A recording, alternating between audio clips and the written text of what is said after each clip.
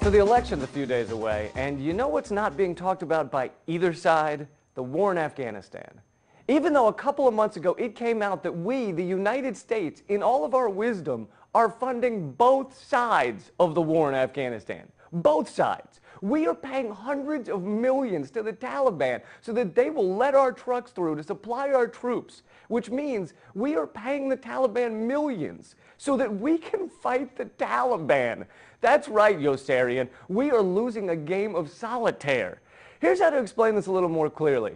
Do you remember when your crazy uncle, who looked a lot like Terry Bradshaw in tight pants, would get too drunk at the Christmas party, and he'd come up to you when you were about 8 years old, grab your wrist, start hitting you in your own face with your own hand repeatedly and going, "Stop hitting yourself, stop hitting yourself, stop hitting yourself." Well, that's Afghanistan.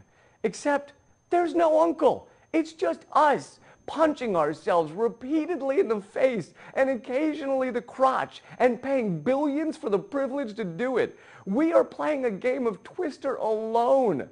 No wonder some scrappy insurgents wearing rags and flip-flops are able to compete with the most powerful military in the world. They have us on their side. We're eating our own legs off and then wondering why, no matter how much we eat, we never seem to gain any weight. I think the only answer to this is just to dump more money onto the problem. Just pallets of cash raining down on them. At some point, the Taliban will get sick of it and be like, "Please, no more money, just leave. Our kids are choking on dollar bills. Our goats are buried alive. No more cash." And one last thing. I'm starting a campaign to move Joseph Heller's novel Catch-22 to the nonfiction section of your local library. I'm Lee Camp for Grit TV.